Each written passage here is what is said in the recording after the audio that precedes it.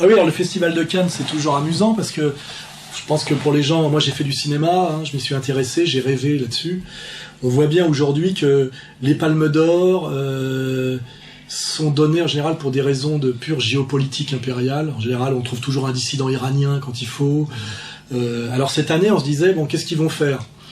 Et là, il y a l'expression de Audiard, le père, hein, pas la fiotte, qui est reprise de Céline, c'est la synthèse, le truc parfait. J'ai déjà vu des faux culs, mais vous êtes une synthèse. Ils ont filé la palme en période effectivement de révolution de Jasmin, à un cinéaste tunisien, mais francophone et droit de l'hommiste intégral, qui a fait un petit film sur une histoire d'amour de 2 mineurs lesbiennes. La Palme d'Or pour La vie d'Adèle, le film d'Abdelatif Kechiche a séduit Steven Spielberg et le jury de Cannes pour la délicatesse avec laquelle il traite une passion amoureuse entre 2 adolescentes. Entouré de ses actrices Adèle Exarchopoulos et Léa Seydoux, dont le duo est resplendissant, Abdelatif Kechiche a dédié ce prix aux jeunesses de France et de Tunisie. Ça me faisait du bien, surtout dans l'affirmation de ma liberté et de mes propres valeurs. Donc on a le mariage pour tous et les révolutions de Jasmin accouplées, c'est-à-dire que c'est la totale. Hein. Donc on a un film sans doute très indigent, j'ai vu des extraits, c'est à pleurer de vulgarité et c'est horripilant. Agressive, t'énerves pas. Ta gueule, t'arrêtes de dire que je suis pas agressive, c'est elle qui m'agresse depuis 1h30 en me disant n'importe quoi, je me défonce et tout. Et là c'est toi qui es énervé, d'accord? Nous on a Je suis énervée parce que tu dis n'importe quoi devant tout le monde depuis tout à l'heure, je suis pas lesbienne, faut que je te le dise comment, putain. Baisse d'un ton, ça va, c'est bon. Toi, baisse d'un ton, elle fait que parler. C'est elle qui m'agresse depuis tout à l'heure, pourquoi tu me dis de me taire? Tu vas comme ça, t'as quel âge? J'ai quel âge? C'est vous, vous avez quel âge? Je viens de te dire, je suis pas lesbienne, faut que je te le dise comment, putain, t'es conne ou quoi? Putain, mais... Mais voilà, on voit très bien que l'art d'État, parce que c'est de l'art d'État, ou même l'art impérial, l'art officiel, est strictement de la propagande dure, exactement ce qui nous faisait ricaner quand on pense à l'époque de l'URSS. Mais on en est exactement au même point. Et alors ce qui est marrant, c'est que ce Tunisien dont le premier producteur était Jean-François Le Petit, qui a été aussi mon producteur. Et je me rappelle qu'à l'époque où je faisais mon film, il avait produit le premier film de ce Kechiche là, qui s'appelait La faute à Voltaire, qui était l'histoire d'un sans-papier. Élodie Bouchez, Sami Bouadjila, Horatica, un joli casting pour un premier film inscrit dans un contexte sensible, le monde des exclus. Pourquoi avez-vous quitté votre pays ? Pourquoi avez-vous choisi la France ? Autorisation provisoire de séjour de 3 mois. Et quand il y a Voltaire dans le titre et avec une sorte de sans-papier, on savait déjà que c'était du 100% Trotskar. D'ailleurs, Le Petit est un ancien Trotskar, hein, je crois, ou un Maus Pontex, ou je sais pas quoi. À l'époque, moi j'étais en début de montage et l'autre venait juste de finir son film. Le Petit passait son temps à pester contre la méchanceté, la malhonnêteté, et le côté insupportable de ce Kechiche, qui était un emmerdeur d'une arrogance et d'un narcissisme inouï. Enfin, je veux dire, le Petit ne pouvait plus le supporter. L'autre a l'air d'avoir le melon comme c'est pas permis. Hein. Voilà. Quelque chose que je cherche et que je ne saurais pas définir, comme le sentiment que le gros plan m'aide à percevoir dans l'expression du visage, qu'il soit en train de manger, de parler, de s'exprimer, de boire, de pleurer, de rire. Quelque chose derrière cette expression.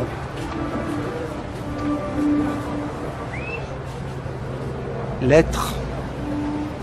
Et donc ça me fait marrer parce que je me rappelle tout le mal qu'en disait Le Petit à l'époque de ce Kechiche. Bon, il a fait son chemin depuis dans le droit de l'hommisme institutionnel et le cinéma d'État. Et là, il se retrouve avec une palme d'or à Cannes pour un film de propagande intégrale pour le mariage pour tous, avec 2 petites connes qui se sont permis, en plus à Canal+, de faire un doigt à Boutin. Que rêvez-vous de dire à Christine Boutin? Regarde notre film et tu verras qu'on peut s'aimer librement, celle frustrée de la fouf. Comme si elles étaient des révolutionnaires, alors que il y a une grosse et une demi-grosse. La chose à laquelle il ne faut pas penser pendant une scène de sexe. Faut pas penser au fait que j'ai mon nez dans ton cul. Elles n'ont aucun avenir en tant qu'actrices, c'est-à-dire qu'elles, une fois de plus, elles seront comme tous ces gens utilisés par le système qui, à un moment donné, que ce soit le mec du cran ou Erdogan, exultent et puis finalement finissent à la poubelle avec tous les autres. Elles n'ont aucun avenir. Hein. Et pour un film qui est de la merde, et surtout, comment ce film sera amorti, je vais le dire, ce film sera amorti parce que les lycéens seront obligés d'aller les voir. C'est-à-dire que ce film est déjà un film qui normalement n'aurait aucun spectateur tellement ça intéresse personne et tellement c'est indigent, mais qui sera entièrement, comment dirais-je, remboursé et même payé par les scolaires, c'est-à-dire que les profs bien cons et avec injonction de l'État enverront tous même peut-être les classes entières iront sur les heures d'école voir le film pour bien apprendre comment il faut se bouffer la chatte quand on est 2 lycéennes pour être moderne. Hein, voilà. C'est comme ça peut faire oublier qu'on sait même plus écrire chatte. Hein, au niveau de la maîtrise de l'orthographe, quoi. Voilà. Et là, on voit vraiment que on est dans une période effectivement je dirais presque de fin de cycle, tellement tout est exacerbé, parce que je me rappelle quand même, moi qui adorais le cinéma, à l'époque où on avait la grande bouffe, comme Palme d'Or, ou des films de Piala, soit ça parlait des problématiques de Bernanos, soit une critique très fine de la société de consommation avec une dimension subversive. Là, on est dans la basse propagande de merde fait par des collabeurs. Et je rappelle d'ailleurs que ce Keshish, quand il est monté à la tribune, a fait son numéro pour soutenir les soi-disant révolutions de Jasmin. Je voudrais dédier ce prix, ce film à cette belle jeunesse de France, et dédié également à une autre jeunesse pour un acte extraordinaire qui s'est passé il y a très peu de temps, la révolution tunisienne. C'est-à-dire la mainmise du FMI sur des pays qui ont perdu toute autonomie avec la manipulation des frères musulmans, alors qu'il avait reçu un prix par Ben Ali quelques temps avant. Hein. C'est-à-dire qu'en plus le mec, c'est le résistant à Francisque là. C'est un peu c'est les mecs, tu sais, qui qui survivent à tous les régimes. Hein. On a tous nos grands résistants comme ça. Là, Mitterrand était le saint patron. Donc on a le mec là qui fait son numéro. En fait, c'est un collabo de tous les régimes, évidemment, qui a bien fait son chemin de collabeur droit de l'homiste, voltairo, sans-papiériste, qui maintenant fait bien son truc sur le lesbianisme pour accompagner la loi du mariage pour tous, et qui en récompense, effectivement, est porté au pinacle par le Festival de Cannes, qui l'année dernière a viré vite fait bien fait un cinéaste, lui, de talent, qui est Lars von Trier, parce qu'il avait fait une petite plaisanterie en disant qu'il comprenait Hitler. Début de polémique à Cannes. Lars von Trier, qui dérape, le réalisateur danois, a affirmé aujourd'hui lors d'une conférence de presse qu'il comprenait Hitler. Je pense que je comprends cet homme. Ce n'est pas ce qu'on pourrait appeler un brave type, mais oui, je comprends beaucoup de choses chez lui. Et j'ai un peu de sympathie pour lui, oui. Je suis bien sûr pour les Juifs, pas trop quand même, car Israël nous emmerde. La sanction n'a pas tardé à tomber. Le festival, par le biais d'un communiqué, condamne très fermement ces propos et déclare Lars von Trier persona non grata au Festival de Cannes, et ce, à effet immédiat. Enfin voilà, je veux dire... tout est tellement bouclé, cohérent, et je dis que cette période comme ça de fin de l'histoire où tout se voit en pleine lumière, où les médiations sont tellement raccourcies que toutes les médiations se touchent pour faire un tout cohérent, je veux dire, de l'ordre de l'évidence, quoi. On n'est même plus obligé de réfléchir et d'aller chercher loin, quoi. C'est-à-dire, tout est là. Donc voilà, donc cette merde faite par ce avec deux sur un sujet insupportable. En dernière instance, ce sera une bonne petite opération commerciale, puisque les lycéens seront obligés d'aller subir cette propagande pour qu'ils apprennent bien que un jeune branché moderne, s'il veut être de gauche, il est surtout pas question de défendre la classe ouvrière ou de se poser des questions intelligentes de rapport nord-sud et géopolitique. Il faut simplement s'enculer, se bouffer la chatte et effectivement faire des doigts à Canal+, à Madame Boutin, qui en plus, la pauvre, est une catholique de Vatican II. Enfin, je veux dire, c'est pas de Saint-Nicolas du Chardonnay. Hein, voilà. Rendez-vous demain parce qu'il nous faut encore du sexe, du vice, de la baston. Sinon, rien. Jean-Michel qui est arrivé, ça c'est une surprise. Ah oui. Alors, on va revenir sur notre présence à Cannes. Il est où? Il est pas loin, il est pas loin. On veut le voir. Il traque le sexe, le vice et la baston. Il y a un mouvement de foule, Que se passe-t-il? Attention, nous sommes obligés d'arrêter.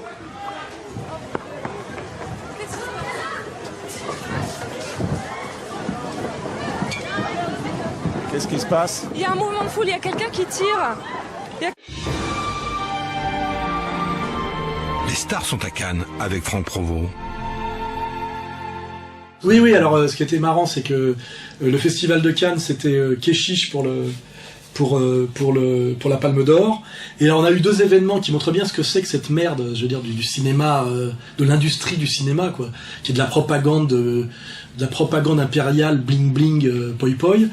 On a eu DSK qui a monté les marches avec sa nouvelle gonzesse. Il y a eu la montée des marches ce week-end, la montée des marches par Dominique Strauss-Kahn, une grande insolence, une insolence qui en a heurté plus d'un. Dominique Strauss-Kahn, particulièrement ravi, extrêmement fier d'être là, visiblement, tout à fait heureux d'être sous le feu des caméras sur le tapis rouge. Une montée. Et qui est la dame avec C'est sa compagne Myriam Laoutir. Pour bien montrer, et il a raison parce que finalement il est raccord, hein, l'autre il est avec sa voilà, il pourrait être producteur, hein, voilà. Et on a l'autre truc, c'est quand il y a eu un vague coup de pétard qui a été tiré, on a vu quand j'avais parlé de ces animateurs de Canal+, qui se passerait en cas de tension un peu physique, etc. Là, ces espèces de nains avec le physique de Méric d'ailleurs, la grosse tête et les petites épaules. Vous avez vu le physique des animateurs de Canal+? Même déjà, on voit qu'anthropologiquement, c'est des merdes, c'est des sous-hommes. Ils ont une grosse tête avec un tout petit corps, vous savez, c'est des mutants. J'ai l'impression que si je souffle, ils s'envolent. Enfin, et j'imagine la trouille physique qu'ont ces mecs-là s'ils sont confrontés à une vraie réalité. Moi, j'aimerais bien voir le jour où ça va péter dans la rue, comment ils vont se comporter. Là, je vais rigoler. On a une image très très jolie qu'on mettra de Denisot qui plonge sous le bureau parce qu'il y a quelqu'un qui a tiré un pétard et que d'un seul coup, il craque le sexe, le vice et la baston. Il y a un mouvement de foule, il y a...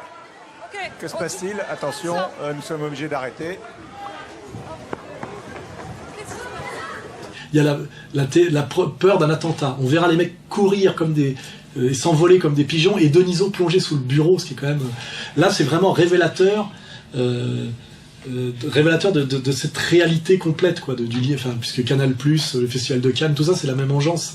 C'est d'ailleurs les mêmes quand on fait des tonnes sur Méric. Hein. Il y a déjà eu des agressions.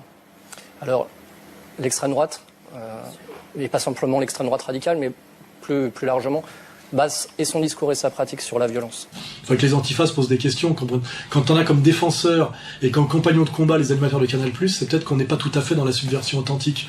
Il faudrait qu'ils se posent toutes ces questions-là. Mais donc on remettra DSK montant les marches, Keshish faisant son petit numéro, crachant sur Ben Ali qui lui avait donné une médaille il n'y a pas longtemps avant.